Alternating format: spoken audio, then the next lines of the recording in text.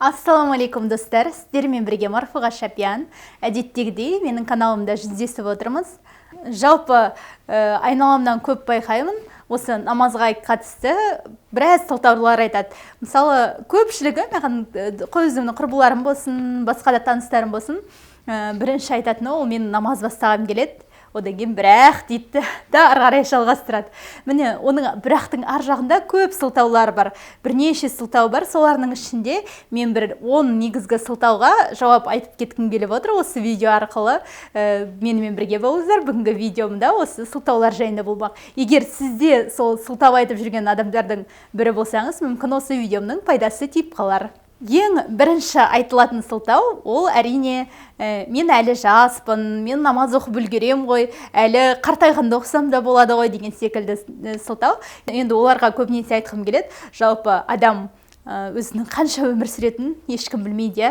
Мысалы, оларға да осылай қанша өмір сүретінін ешкім білмейді деп айта бастасаң, бір сенің өлімді жақындатып жатқан секілді бірден қорқып айтпаш деп тоқтата қояды. Бірақ ақиқат солай ғой, расымен де адам қанша өмір сүретінін, қашан өзінің өлімі келетінін ешкім білмейді әрине. Мысалы, өздеріңіз де жақсы білесіздер, айналаңыздан кеше аман есен жүрген танысыңыз бүгін өмірден өтіп жатады, немесе басқа да түрлі жағдайлар болып жатады. Ешкімнің де бір Әзірейілмен жасап алған келісім шарты жоқ, мені мына уақытта жанымда ал деген. Сондықтан қай кезде де адам дайын жүру керек. Ол өлім жас келе ме, әлде кеш келе ме? Оны бір Құдайдың өзі біледі. Мүмкіндігінше адам намазды болсын, немесе жалпы құлшылықты болсын, немесе тіпті өмірде жасағысы келетін ұлы істерді болсын, ол жас кезінде жасау керек. Мүмкіндігінше оның бәрі жас кезде орындалу керек. Өйткені сен ертең қартайған кезде сенің тізең қалтырайды, немесе аяғың қақсайды, немесе тағы да көптеген сылтаулар пайда болады. Сылтау ешқашан бітпейді. Бір үлкен кісілерді мен білем, осыны жасырақ кезінде бастағанымда ғой, дұрыстап құлшылыққа тұрар едім, немесе күш қуатым бойымда бар кезде бастағанымда ғой деп айтып жататын адамдар жоқ емес. Сондықтан ештеңеге қарайламаңыз, жас сол кедергі келтірмейді. Екінші жиі айтылатын сылтау, ол мен намаз оқыр едім, бірақ жұмыстан қолым тимейді деген нәрсе. Бұны қазіргі үлкен жұмыста жүрген адамдардың көпшілігі айтады. Менің жұмысым сондай ауыр, менің жұмысым қарбалас, немесе менің қолым ешқандай тимейді деген сияқты нәрсені айтады. Енді ол адамдарға да айтарымыз, мысалы құлшылығын атқарып жүрген немесе намазын оқып жүрген адамдар, олар уақытының көптігінен, немесе бір бос уақытының көптігінен, немесе бір істейтін нәрсе болмай жүргеннен құлшылық істеп жүрген жоқ. Ол әрине алдымен Алла тағаланың бұйрығы, соның Алла тағаланың бұйрығы екенін сезініп барып адам істеуге кіріссе, ол жұмыста кедергі болмайды, басқа да кедергі болмайды. Керісінше, бір ол сіздің жұмысыңызға көмекші болады. Ортасында бір сәт Алламен қарым-қатынас орнатуға, Алламен байланыс орнатуға, немесе бір жұмысыңыздың, ісіңіздің алға жүруіне себепші болады. Егер сіздің қазір жұмыспен уақытыңыз жоқ болса, ол кейін де уақытыңыз бола қоюы неғайбыл. Сондықтан да бұл сылтауды да кері итеріп тастап, жұмыстың арасында бір Алла тағалаға, мысалы сізге 24 сағат берген Алла тағалаға жарты сағат қиюға онdan мүмкіндік табу керек деп ойлаймыз. Одан кейінгі үшінші сылтау, ол үнемі айтылатын, менің денсаулығым жоқ, намаз оқиын десем деген сылтау. Денсаулығы адамның келмей тұрса, тіпті ол отырып оқыса да болады, немесе ишарамен оқыса да болады.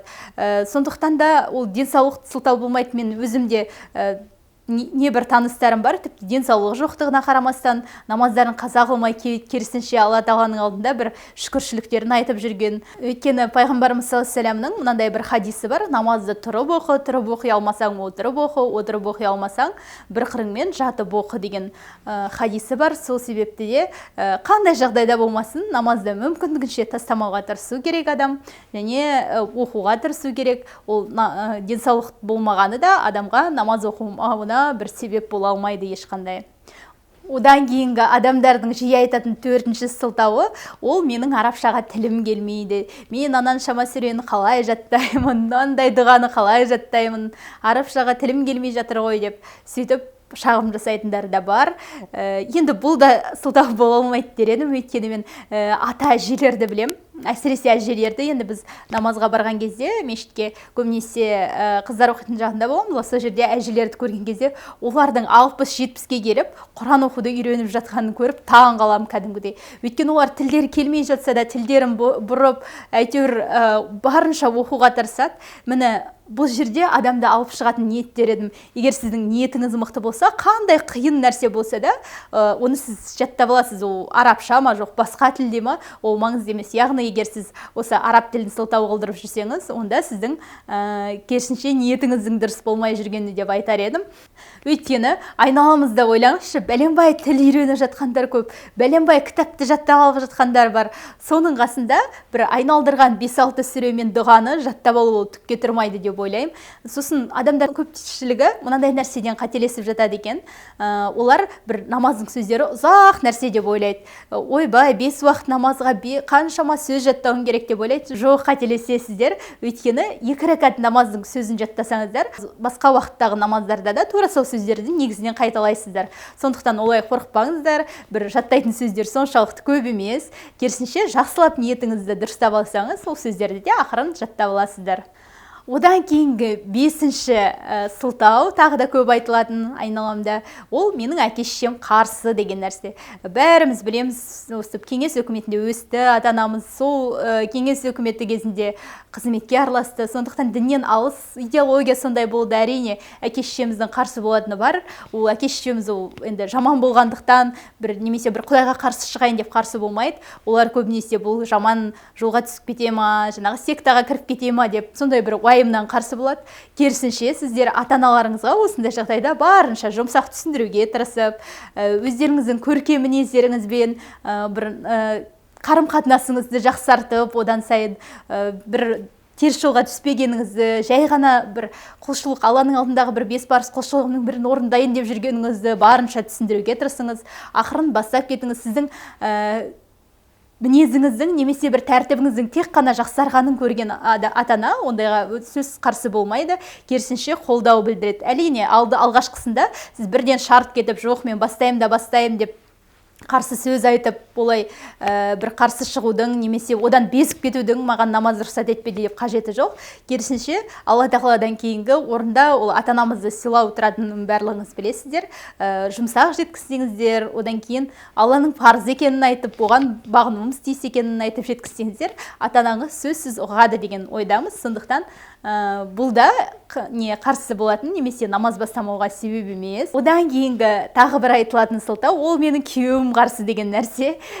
Мен көп әйелдерді білем, әсіресе мен бір таныс әйел айтады, маған күйеуім намаз оқыма деп айтты. Мен күйеуді тыңдау керек екен ғой, күйеуің намаз оқыма десе оқымауға болады екен ғой деген нәрсені айтады. Жоқ, Алла тағаланың алдындағы әрқайсымыздың өзіміздің парызымыз бар екені белгілі.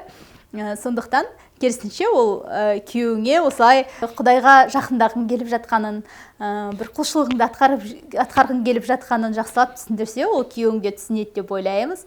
Тағы бір жиі айтылатын сылтау, ол достарым намаз оқымайды, мен өзім жалғыз оқып жүремін бе деген нәрсе. Енді адам үшін керек, Құдайдың алдына барғанда да немесе қабірге білгенде де достарымен бірге бармайды, достарымен бірге өлмейді ғой. Әркім өзіне жауап береді. Сондықтан керісінше, егер сіз сондай намаз оқитын достарға жақындап, соларға тартылсаңыз, сіздің де иманыңыз артады, керісінше намазға ықыласыңыз арта түседі. Ал достарыңыз бейнамаз болып жатса, онда оларға да түсіндіруге тырысып көріңіз. Оларға да айтуға тырысып көріңіз, еш ұяламаңыз. Тіпті қолдайтындар қолдау білдіріп жатады, тіпті қолдамайтындарын да уақыт өте келе мүмкін түсіне жатады. Сондықтан бір достардың оқымауы да адамға сылтау емес. Одан кейін жиі айтылатын нәрсе, ол мен намаз оқысам, оны тастап кетем бе деп қорқамын дейді. Бұл сұраққа да көбінесе намаз бастап жатқандардың арасында рас бар, тастап кететіндері бар, иманы әлсіреп кететіндері бар. Бірақ сіз кім кепіл, сіздің намаз бастап тастайтыныңызға? Керісінше сіз одан сайын ішкі рухани бір күйзелісіңізден арылып, мүмкін сіз Аллаға жақындай түсетін шығарсыз. Сондықтан қорықпаңыз ешқалай да, керісінше намазды бастап, Аллаға жақындауға тырысып, Құран оқып, хадис оқып, кітаптар оқып, үнемі иманыңызды қуаттап жүрсеңіз, сіз тастамайсыз. Ол жағынан қам жемеңіз, және сондай ортада жүрсеңіз, керісінше ақырын қадам жасай беру керек Алла тағалаға қарай. Сосын тағы бір нақты айтылатын сылтау, ол менің жұмысымда намаз оқитын жері жоқ, мен қайда оқимын. Сондықтан намазды бір оқып, бір оқымағанша оқымай-ақ жүре бермеймін ба деген сияқты нәрсе айтады. Жоқ, достар, жалпы адам бүкіл жағдайды өзі жасайды, условияны да өзі жасайды. Сондықтан мысалы мен жұмысқа барған кезде осы намаз оқитын жер болған жоқ. Бірақ қарайым кабинет, үлкен кабинет, бір бостау бір бұрыш бар. Сосын ақырын жай намазымды апарып қойдым сол жерге. Одан кейін бір түскі үзіліс кезінде бәрі шығып кеткен кезде ақырын сол жерге оқи бастадым. Енді маңайымдағы адамдар қимылымды көріп жүр, бірақ ешкім де қарсы болмайды оған. Керісінше өзіңіз ақырын условия жасап алсаңыз, сондай бір бұрышты таңдап алсаңыз, намаз оқитын жер міне пайда болады. Намаз оқитын жер деген сол. Немесе басқа да түрлі амалдарын табуға болады. Тек бастысы Алла тағаладан дұға етіп, маған осы бір жолда жеңілдет, менің намазымды тастап кетпеуіме көмектес, өзіңнен ғана жәрдем тілейміз деп Фатиха сүресінде айтылатындай, өзінен ғана жәрдем тілеп сұрап тұрсақ, бізге Алла тағала әлбетте жеңілдетіп береді. Сондықтан ешқандай намаз бастауға қорықпаңыздар, сылтаулардың бәріне жоқ деңіздер, сылтаулардың барлығын кері итеріп тастаңыздар, қорықпай бастай беріңіздер. Алла қаласа Алла тағала барлық жолды өзі жеңілдетіп береді. Бүгінге осы, достар. Жалпы қандай да бір сұрақтарыңыз болса, немесе пікірлеріңіз болса, міндетті түрде осы видеоның астында қалдырыңыздар. Өздеріңіздің қалай осы қиындықтарды жеңіп, осы сылтаулардың бәрін артқа тастап намаз қалай бастағандарыңызды жазыңыздар. Маған өте қызық, сіздер туралы да білгім келеді. Комментарийда қалдырыңыздар, барлығын оқимын, мүмкіндігімше барлығына жауап берем. Осы каналымда келесі кездескенше сау саламатта болыңыздар. Каналға жазылуды ұмытпаңыздар.